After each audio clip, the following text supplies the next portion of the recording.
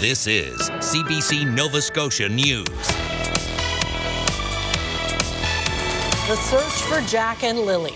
Their paternal grandmother pleads for anyone with information on the missing children to come forward. Guilty verdict. A jury convicts Adam Drake in the fatal stabbing of battle rapper Pat Stay. And at Nova Scotia's Brad Marchand wins his second Stanley Cup. We hear from his mom, Lynn. Scattered showers on tap, even a risk for a thunderstorm on Thursday. Temperatures will be warm and muggy. Your full forecast is coming up. It has been 6 weeks since 2 young children vanished in rural Nova Scotia, and there's still no trace of the kids or any answers about what happened to them. Now, for the first time, their paternal grandmother is speaking out about the mystery that's baffling the country. Kayla Hounsell reports. Their smiles are just beautiful. Belinda Gray wants everyone to know how much her grandchildren are loved. 6-year-old Lily Mae Sullivan. She was our little princess. And her 4-year-old brother, Jack William James Sullivan. Jack is a very sober little boy, very intent. Missing from their rural Nova Scotia home since Friday, May 2nd. Are you able to authorize and start getting some search teams going? Radio chatter illustrates search crews and first responders mobilizing. A lot of area to cover. We're out in sticks here. For an exhaustive search that would run a total of 12,000 hours. You know, it's quite rare that in my career I've never seen 2 missing children go at the same time. Police say they found a boot print believed to be child size, but have otherwise been tight-lipped. So I can tell you that the investigation's ongoing and that we haven't found any evidence to show that there was an abduction of the children. So you don't think they were abducted, but you can't find them. How do 2 young children just vanish? That's a great question, Kayla, and we are asking for the public for tips and information. He says more than 50 people have been interviewed, among them Gray and her son, the children's biological father. A couple of days ago, they had contact and they told him that they weren't looking his way anymore, that everything was fine. As she clings to cherished keepsakes, This is Lily's handprint. she is pleading for information. I know somebody out there knows where they're at. She says she just wants answers, no matter how difficult they may be. Kayla Hounsell, CBC News, Lansdowne Station, Nova Scotia. The man accused of killing Dartmouth battle rapper Pat Stay has been found guilty of second-degree murder by a Nova Scotia Supreme Court jury. 34-year-old Adam Drake is facing another life sentence after he was already serving 25 years for a murder in 2016. Gareth Hampshire has the latest from court in Dartmouth and a warning. Some visuals in this report may be disturbing to some. There were gasps of relief in the courtroom and cheers outside after the jury found Adam Drake guilty of second-degree murder. Drake turned around to face Pat Stay's family and said, "They got it wrong. You don't got justice." But Stay's brother, partner, family members and friends did not respond, with their only focus on the verdict they had been worried about. This was the hardest 5 weeks of my life, so now that this is done, this part's closed, but losing Pat will never be closure for that, but at least we can move forward with knowing that his murderer is in jail. The clinching piece of evidence was surveillance video from the nightclub where Stay was stabbed nearly 3 years ago. The defense argued it was inconclusive, but the Crown said by process of elimination, the only person who could have carried out the stabbing was Drake. When you watch it the first time, it appears busy, and I think helping people understand that they can take their time and individually look at each person and each piece in the video and work their way through it that way was crucial. What the jury did not know is that Drake is already serving a life sentence for a first-degree murder conviction that was finally handed down last year. The shooting of Tyler Kaiser happened in 2016, but this video was not released, and the matter was under a publication ban to make sure Drake got a fair trial. I can only say that the matter had been before the courts. It had been withdrawn based on scrutiny of Crown attorney work, and upon careful subsequent review and some changes along the way with new evidence, we tried that matter again. The second-degree murder conviction comes with an automatic life sentence. And what's left to be decided now is how long it should be before Drake gets to apply for parole. With the Crown explaining the majority of the jury think that should be 25 years. Gareth Hampshire, CBC News, Dartmouth.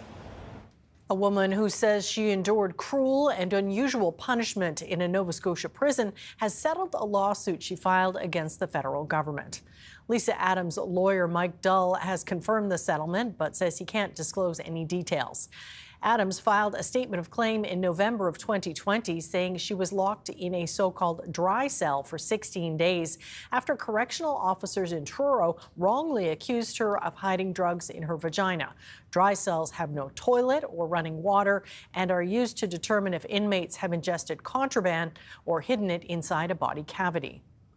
Halifax's Auditor General says the city is not properly managing its winter operations. An audit released Wednesday says public works staff don't get detailed reports from supervisors, so they don't monitor whether in-house or contracted crews are meeting service standards. Staff also don't track how much Halifax spends each winter. Should we be spending more? Are the standards what we need? If we're consistently taking 5 hours longer to achieve the clearing that we want, okay, well, is that because we need to spend more money or are the standards unreasonable?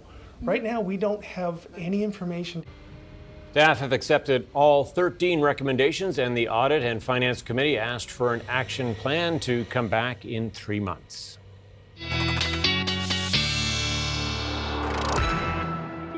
And Ryan Snoddon with us now with your weather forecast. It's a bit of gray weather out there today. Yeah, a couple of showers kicking around pretty much across the province. We all had at least a little taste, and more showers to come overnight and throughout the day on Thursday. At least temperatures were comfy, and yeah, high temperatures today in the high teens, low 20s, right across the province for today. A little bit cooler, of course, in those onshore winds. Similar story for Thursday, but temperatures, we're going to turn up the thermostat, especially across northern areas, will be closer to those mid-20s and feeling muggier as well for Thursdays. We are going to be looking at that mugginess building in. And so quite a mild night tonight, a summer-like night, a summer-like start, and a summer-like day for Thursday, at least in terms of the temperatures. Yeah, those clouds and showers are indeed on tap for Thursday. Note as we move into the afternoon, those showers will move off and we'll see a bit of a break, but I still think a lingering risk right into Friday. More so drizzle, and Friday's going to be a bit breezy, but we'll see a clear out throughout Friday afternoon. That'll set the stage for a pretty nice Saturday. We'll talk about that with your full weather forecast coming up in a few minutes. All right, stay tuned for that. Sounds good. Thanks, Ryan. Thank you. Work will begin soon in North End Halifax to restore a Canadian-made century-old church organ. St. Mark's Anglican Church is the last remaining church in the city that was rebuilt immediately after the explosion. The CBC's Preston Mulligan takes us inside the church for a closer look at an instrument that has stood the test of time. St. Mark's Anglican Church on Russell Street. To hear the notes and chords of the church organ reverberate here is like time traveling back to 1921 when this organ was first installed, 4 years after the Halifax explosion. Reverend Diane Parker says the acoustic sound is like that of a city that rebuilt itself. It's not only important for the liturgy here on Sundays or weddings or funerals and so on for the congregants and community of St. Mark's. It's bigger than that. The organ was built in St. Hyacinthe, Quebec by the Cassavant brothers. It cost $5,000 to install. The church alone cost $55,000. This is one of the very few instruments that is still functional, that is completely Canadian. And a truly acoustic instrument. Each of these manual stops opens a valve. And every time that you pull out one of these stops here, it's going to add a sound. So you can choose which group of sounds you want to use. And by the way, these tubes up top are purely decorative and made of painted aluminum. The actual sound comes from this large chamber behind the organ, a room full of hundreds of pipes. And yet, as rich as this sound is in this old wooden church, the organ has long been showing signs of age. Organist Michael Coburn has been playing it for 3 years and says it has good days and bad. It's sensitive to temperature and humidity in particular, so there have been days when you plan something out and that just can't work, or when, oh, that's working again. The keys stick, The wood needs refinishing, but mainly the dozens, if not hundreds, of pneumatic tubes that carry the air from an electric blower in the basement to this chamber of pipes need to be replaced. So when the organist presses the key, it sends air out through tubing. That tubing at the moment in a lot of places is all lead, and it's all 105 years old.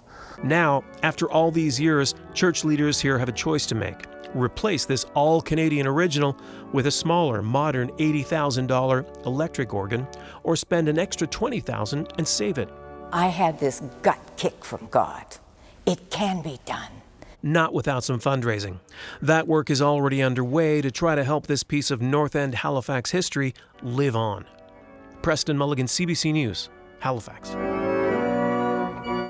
Nova Scotia's Brad Marchand is now a two-time Stanley Cup champion. Back-to-back Stanley Cup champions.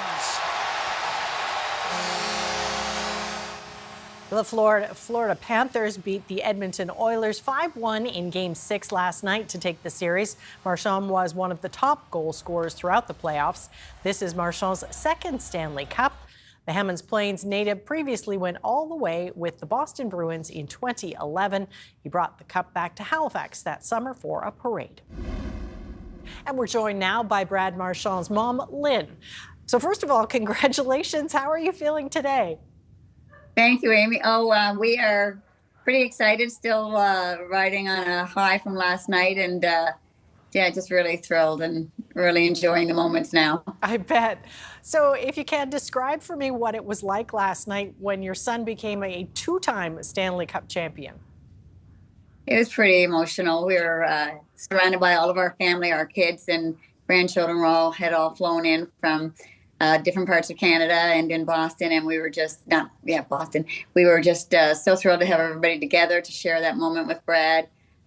These moments don't come easily, and it's been 14 years since he won his first cup, and I think, winning it in his very first year at the NHL, he thought it comes easy, but 14 years later, he realizes that it's not an easy feat, and so to be all there together, sharing in that moment, watching him celebrate was very emotional and just so exciting, and we're just so very proud of Brad and what he's accomplished. Yeah, it's quite an accomplishment. Now, it's been a tumultuous season for Brad, getting traded mid-season, but he certainly had a resurgence in the playoffs. Did you ever imagine it would end this way? No, to be honest, we had really thought he would finish his career in Boston, and to be traded in the trade deadline there in March was an emotional roller coaster for all of us. We had been with Boston for 16 years, and so the trade at the very end of the deadline was quite an emotional one for all of us. And the silver lining, though, is that he knew he had the opportunity to play on a cup contending team, and so he was really hopeful that maybe this would be his possibly last chance at a Stanley Cup. So it worked out beautifully for him in the end, and we're just thrilled for him. You've been a very enthusiastic fan. I understand your voice was feeling a little rough today. My voice is a little rough, just from cheering and trying to be heard over all the crowd when you're chatting with people in the dressing room after the game, and they're all celebrating and cheering, and you're trying to talk with people around, talk with other family members and members of the team. You have to bring your voice to a whole different level to be heard and to hear. So it was very raspy this morning, but it's coming back. Now, any idea if he's going to bring the cup back home for maybe a parade this summer? We have no idea what the plans are yet. We certainly hope it will definitely come back home. But as for what plans are, we haven't even had a thought there. We're still trying to get through what's going on down here in Florida for the next couple of days. Well, lots to celebrate, and thanks for taking the time to chat with us. You're welcome. Thanks so much, and thanks for the support in Nova Scotia. She's one proud mom, isn't she? I know. Maybe the cup will come back. Yeah, and Brad may not be done yet. No. All right, Ryan's weather is coming up next. Please stay with us.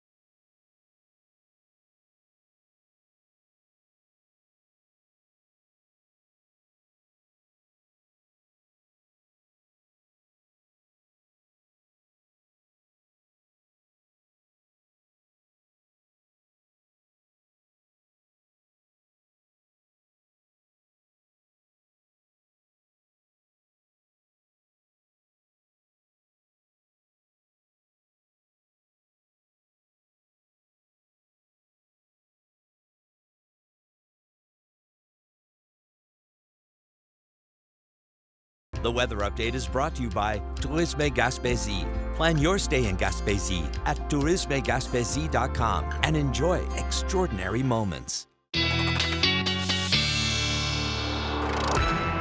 All right, let's talk weather now. Yeah, we had a little sprinkle today in the Halifax area, but it could have been a lot worse. Yeah, and a bit more to come. Bit more to come, maybe even a rumble of thunder. And speaking of rumbles, if you were watching the program a few minutes ago when I was doing my weather forecast, you likely heard some rumbles here. I'm getting thrown under the bus CBC here. water bottle. Yeah. Almost became a victim of Amy Smith there. Thankfully, the cap was on. So we didn't get a Sure, sprinkle. that was Tom's water bottle, so... yeah. I would have been parched by the end of the show. You're both guilty. Yeah. Anyhow, all good in the studio. All good. Just in case you were wondering what that rumbling was earlier. And indeed, we may hear a few rumbles tonight and tomorrow. Slight risk, but certainly the risk is there. Have a look at our webcam shot, and you can see what kind of an evening it is in Yarmouth. Certainly damp there, clouds, showers, fog patches. And yes, that's going to be the name of the game for tonight with those showers on tap. Temperatures 15 in Yarmouth right now. It's 18 in Halifax. It's 21 in Sydney and 23 in Greenwood. That is our hot spot right now as we look at the winds. Yeah, in from the south, and that's going to be the case over the next couple of days. We're going to be looking at those gusts upwards of 30 kilometers per hour, and those will start to fade away. Now, note these showers that are really, and a couple of steadier downpours coming in across the Kedzie area, working their way into Lunenburg County, and these are going to be at least edging into the Halifax area over the next hour or so, but it looks like most of that activity will hit Halifax likely closer to maybe the 7:30, 8 o'clock time frame, but it is going to turn damp. If you've got a dog to walk this evening, make sure that plan includes an umbrella or a rain jacket. As we look at the forecast moving forward, the weather systems rather, that first low is moving out. Secondary low is moving in. And yes, that is going to keep us unsettled here over the next couple of days. Temperatures across the country, high teens, low 20s into the Alberta region, up into the high 20s in Winnipeg today, 22 in Toronto, 18 in St. John's. And you can see the heat continues across the U.S. Southwest. Another day, 40 plus in Phoenix. Now, as we look at the forecast for tonight, a summer-like night in terms of the temperatures, and the mugginess is building in. And so, yeah, it's going to feel like a summer night with those temperatures into the mid-teens, even near 16, 17 degrees across northern parts of the province. And note those showers are going to continue to roll in off and on with that risk for a thunderstorm. That'll continue into Thursday as well. Not a washout of a day, but a day where we'll see showers and then a break. Now, I would say also that there's the potential for a couple of sunny breaks. The best chance is going to be across the North Shore, Cape Breton, Inverness County, and also into the Valley region, Cobequid Bay.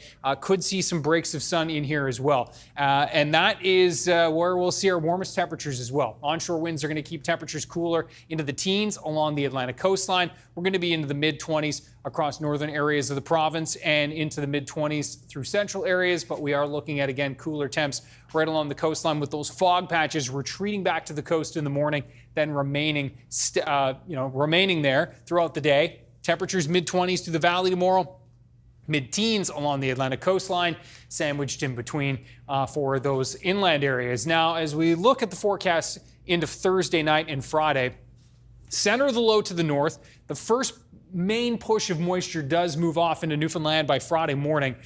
Looks like, though, in this southerly flow, it's going to be a start to the day with drizzle and fog and kind of a sluggish start to Friday. It's going to take a while, but we should get that drier air wrapping in on the backside of the system to mix out, and we'll start to see some gradual clearing into the afternoon.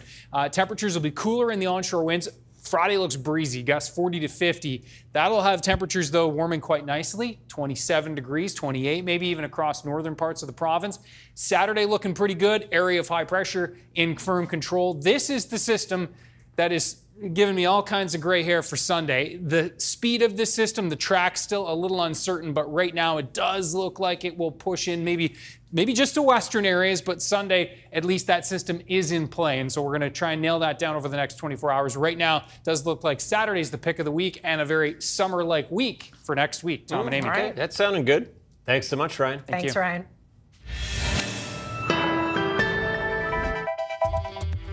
Coming up, searching for answers. What we know so far about the mysterious disappearance of Lily and Jack Sullivan.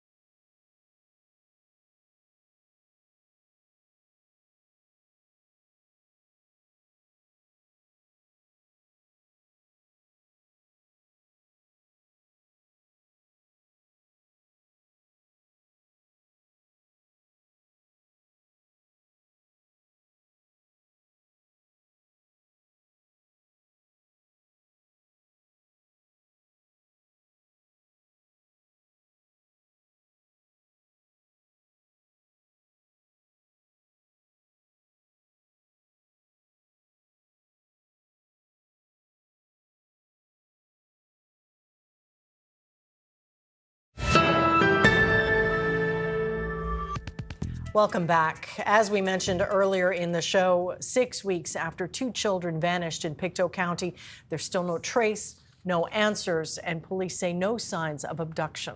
It's a mystery that's left a small Nova Scotia community searching for an explanation. Kayla Hounsell spoke with family members, the RCMP, and search crews to break down what we know so far. Are you able to authorize and start getting some search teams going to the Gairloch location? Radio chatter, search crews and first responders mobilizing in a quest no one dreamed would take this long. Just make sure Mom stays close to the house there in case they happen to sneak out and get back into the house. A home deep in rural Nova Scotia, 140 kilometers northeast of Halifax, the last known location. A lot of area to cover. We're out in the sticks here. Not one, but two missing children. A dog that barks at everything, a mother who left on the second day, a father who hasn't seen the kids in 3 years, and a stepfather trying to piece things together. It's been a long 6 weeks. I know that everybody basically in the world at this point is always wanting to know what happened. The mystery of what happened to 6-year-old Lily Mae Sullivan and her 4-year-old brother, Jack William James Sullivan, is indeed gripping the country and beyond. It is Friday, May 2nd. Martel and his partner, Malaya Brooks Murray, the children's mother, are having a lazy morning with their baby. Lily and Jack are in the kitchen alone. Malaya and the baby were asleep. Lily came in multiple times. I was not in deep sleep by any means. And then about 20 minutes passed, and then when I woke up, Malaya was right beside me. She was still asleep. And I said, I don't hear Lily and Jack. The time, no one will say for sure, but police say it was around 10 a.m. when they got a 911 call. I ran up in the woods to the kids. They have cabins up in the woods, which only took me like 30 seconds. I came right back down. She was on the phone with the RCMP. For 6 days, crews tackled an exhaustive search. The children's mother took the baby to be with her family in another part of the province. Her mother told CBC News the RCMP told them not to speak with news reporters. The RCMP says it just advised everyone to be mindful of the information they share publicly. On May 7th, police scaled back the search. The probability of survival is taken into consideration. But search crews returned for 2 more weekends until the end of May, searching wells, mine shafts, and septic systems, even flying a drone beneath the home. The 4-year-old is wearing some blue dinosaur boots. Police say they found a boot print. And listen to this in the radio chatter. Families brought us to a location there, not far away, that there's a piece of a blanket.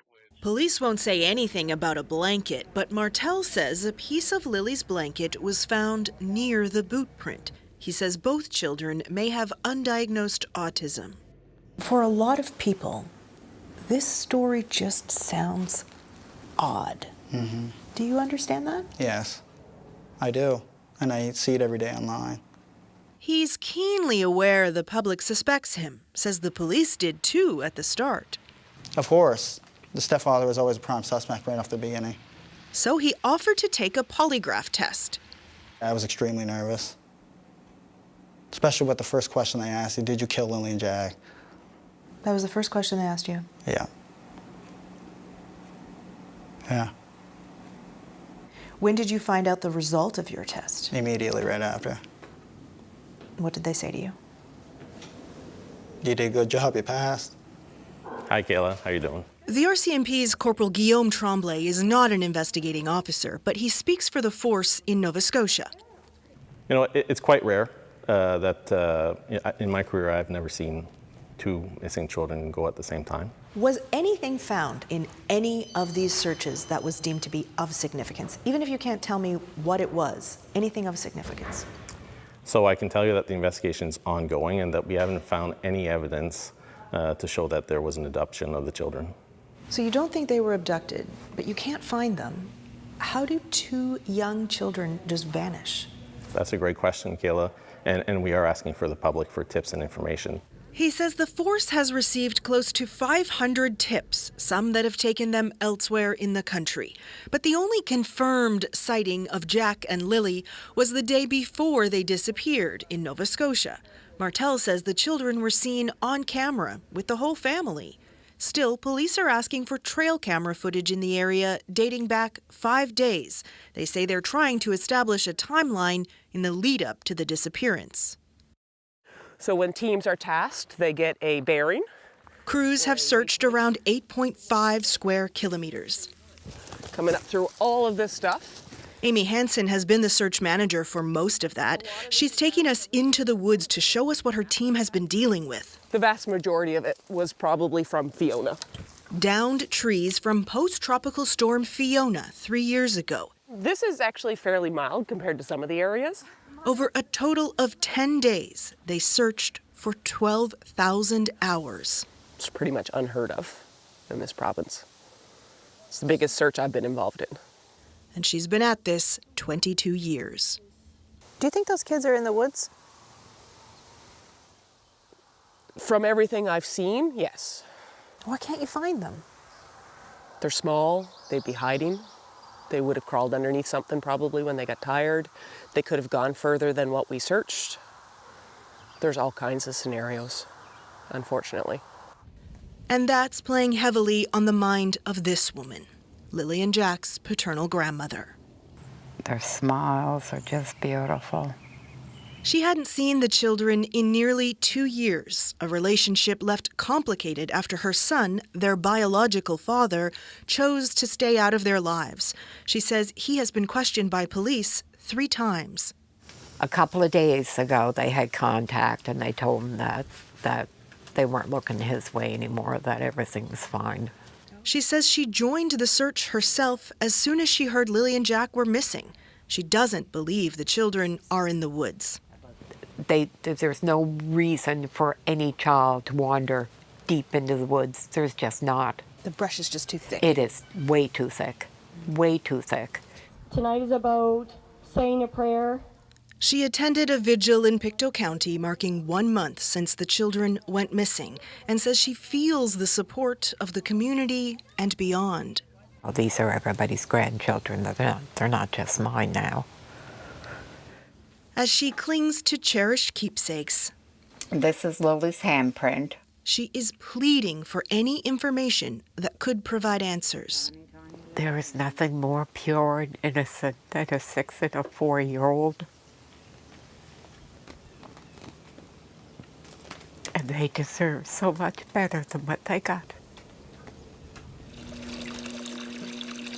She keeps her mind occupied spending time in the garden, surrounded by hummingbirds. Symbols of hope, though she admits now that so much time has passed, she doesn't have much hope the children will be found alive, and even worries the mystery of what happened to them may never be solved.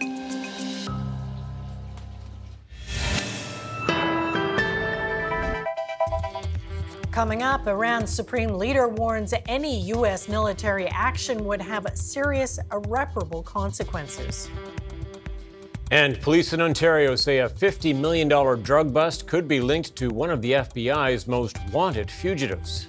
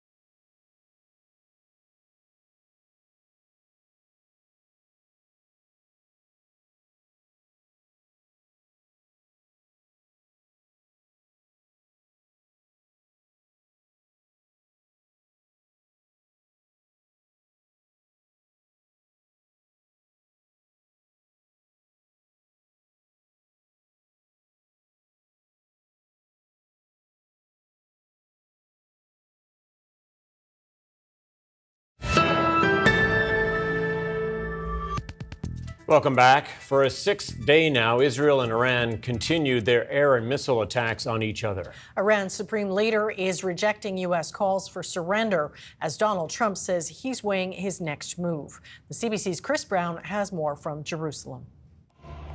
Even though Israel has continued to attack Iran's nuclear facilities and its other parts of the government, it does feel like the tempo has slowed somewhat of this war as we may be entering what could be a new phase. On the one hand, Israel's military strikes are doing damage, including to a facility that made centrifuges, but the really key part of its nuclear program remains out of reach. That requires U.S. bunker-busting bombs in order to get at.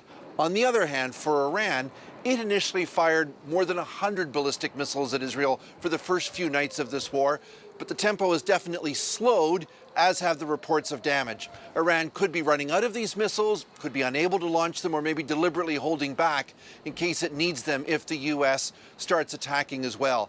The country's supreme ruler said he would not surrender, answering to Donald Trump, essentially throwing the next big decision in where this conflict goes back to the U.S. president. I may do it, I may not do it. No one knows, said Trump, seemingly even himself unsure whether he's going to order the U.S. to attack. The risk is obviously immense.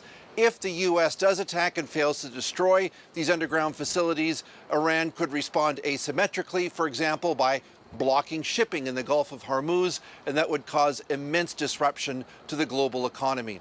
On the broader question of what are the objectives of this war now, is it still about destroying the nuclear program, or perhaps has it moved on to replacing the entire regime in Iran? Israel's Benjamin Netanyahu has often spoken about this, talking in English to Iranians, trying to emphasize the historical connections between Jewish and Persian people. And with every tactical success on the ground, it's felt more and more that this has become the Israeli objective. Why stop at eliminating just the nuclear program when we can get rid of the whole regime as well? On the other hand, we're really not hearing a whole lot or seeing a whole lot of indications from Iranians that they want to trade in their own despotic bunch of rulers for another group of leaders, possibly even picked by another country. They may not like this regime, a lot of them, but they also don't like seeing Israel bomb their country and kill their people. Chris Brown, CBC News in Jerusalem. U.S. President Donald Trump says he's rebuffed Vladimir Putin's offer to help de-escalate the Israel-Iran conflict, suggesting Russia's leader focus on mediating the war with Ukraine instead. The CBC's Briar Stewart has more on that part of the story. Russia says it's in contact with the United States about the escalating conflict between Israel and Iran. Russian officials have warned the U.S. not to strike Iran, saying it would dramatically destabilize the Middle East. But it's also continuing to put its name forward as a possible mediator in the conflict. However, that's unlikely to happen. This idea as Russia as a mediator first surfaced over the weekend when the country's president, Vladimir Putin, had a phone call with U.S. President Donald Trump. Now, originally, Trump had said that he was open to the idea, but now it appears that the U.S. president has changed his mind after speaking with Putin again yesterday. He actually offered to help mediate. I said, do me a favor. Mediate your own. Let's mediate Russia first, okay? I said, Vladimir, let's mediate Russia first. You can worry about this later. That suggestion of Russia as a mediator was widely condemned by European leaders, and not just because of Russia's war in Ukraine. It was just 5 months ago that the two countries signed a cooperation pact saying they would bolster ties, including when it comes to defense. Iran has already supplied Russia with thousands of drones, which are terrorizing Ukrainian cities, and it also has helped Russia mass produce the technology on its own. While Russia has certainly supplied Tehran with weaponry in the past, more recently it's given them systems like GPS jamming systems, but it hasn't turned over the weapons that Iran has been asking for, like air defense systems and advanced fighter jets. Analysts say that's because Russia isn't willing or able to. Not only does it need its weapons for its war on Ukraine, but Russia doesn't want to further jeopardize its relationships with other countries in the Middle East, particularly countries like the United Arab Emirates, which has helped Russia circumvent Western sanctions. It also doesn't want to destabilize its relationship with Turkey. Its leader, Recep Tayyip Erdogan, along with Russian President Putin, said they're going to increase their bilateral talks given the ongoing escalation in the Middle East. Briar Stewart, CBC News London. Palestinians and their supporters say the fighting between Israel and Iran is pulling international attention away from the increasingly dire situation in Gaza. Local officials say at least 140 people have been killed since Tuesday, some of them Palestinians seeking food and aid overnight. Gaza health officials say Israeli gunfire killed at least 10 people early Wednesday in an Israeli-U.S. aid distribution site guarded by Israeli defense forces. A huge crowd of Palestinians had arrived there after monitoring social media posts for when the Gaza Humanitarian Foundation location would open. Gaza health officials say many other Palestinians were killed in Israeli airstrikes elsewhere in the Strip. A new CSIS report says Canada must remain vigilant about potential foreign interference from India. It comes as Ottawa agrees to renew diplomatic ties with the country after nearly 2 years of tensions. In 2023, Canada had said that agents of the Indian government were involved in the murder of a Sikh activist in BC. Evan Dyer reports. It was all smiles as Prime Minister Mark Carney greeted India's Narendra Modi in Kananaskis. Nothing to indicate that one of the two leads a government the RCMP says is behind a campaign of violence on the other's territory. The team has learned a significant amount of information about the breadth and depth of criminal activity orchestrated by agents of the government of India. In Surrey, the Sikh community continues to suffer extortion from members of the Bishnoi gang, which the Mounties say has acted as a proxy for the Indian government. In Mississauga, the Bishnoi gang also claimed the recent murder of Sikh businessman Harjit Singh Dada, shot outside his office after extortion demands. Still, they are getting extortion calls. Still, they are getting threatening letters. So they are thinking that Canadian government is more focusing on economy than public safety. This is an issue of huge concern in the community there, particularly the South Asian community. It's an issue of concern in Alberta and Ontario as well. BC Premier David Eby says he's writing to the PM to ask that the Bishnois be listed as a terrorist organization. The federal response is, we'll see. Look, the national security apparatus are continuously assessing organizations that we may consider listing as entities under the criminal code. Ananda Sangari says the Carney government isn't ignoring the RCMP's warnings about the Indian government's role, which were echoed by a CSIS report today that says New Delhi is still bent on interfering in Canada. Of course, we've had difficult conversations with the Indian government, and that will continue. I think that this government does mean business, and I think that Mark Carney will, whenever there's any indication that they're stepping out of line, we've got the capacity now through CSIS, the RCMP, and other intelligence agencies to basically call them out. Former diplomat Robertson says he believes Carney and Modi would have discussed these matters even if no public commitments were made, and that Canada's overall relationship with India is too important to derail over one issue. Canada's Sikhs are just hoping that they are not the sacrifice at the wedding. Evan Dyer, CBC News, Ottawa. We have an update on the case of the Canadian Olympian turned fugitive. CBC News has learned Ryan Wedding may be linked to a massive cocaine bust in the Toronto area. Thomas Daigle has more on that possible connection to the FBI's most wanted Canadian. When you see what's here before you today, it's impressive. Showing off what they describe as nearly $50 million worth of cocaine, Peel Regional Police announced their biggest drug seizure ever. Now a CBC News investigation finds that massive bust, Ryan Wedding to the line, may be linked to former Olympic snowboarder turned alleged crime boss Ryan Wedding. One of the FBI's 10 most wanted fugitives, he's accused of running a murderous drug trafficking network. The likelihood of what's happening here in Peel being traced back to an organization like that is very high. What's the likelihood that network's still active in your region? Very likely. Whoa. Last fall came a flurry of arrests from this Florida mansion to Colombia and Canada, all in hopes of dismantling Wedding's alleged criminal network. But in court documents we obtained, U.S. prosecutors say Wedding continues to traffic drugs while in hiding. There certainly are elements of his network that remain in place, but I couldn't say much more than that at this time because of multiple ongoing investigations. Peel police arrested these men in connection with that record cocaine haul moved across the U.S. border, mirroring the smuggling routes linked to Wedding. His accomplices stand accused of concealing cocaine bricks in secret truck compartments. Cocaine is not manufactured in Canada. It can only come from outside of Canada, predominantly through the Mexican cartel and coming across the border. Wedding is believed to be living in Mexico under cartel protection. The U.S. State Department is offering $10 million for information leading to his arrest. Tips are always coming in. And sending this message. Ryan, we're getting tips every day. People are calling in. So you're next, buddy. Thomas Dagg, CBC News, Toronto. Growing up can be overwhelming for many reasons, but some Canadian teens have to juggle an added stress looking after an ailing family member. Experts say the number of young caregivers will only grow as Canada's population ages, and a new case study says they need better support. Jennifer Yoon reports.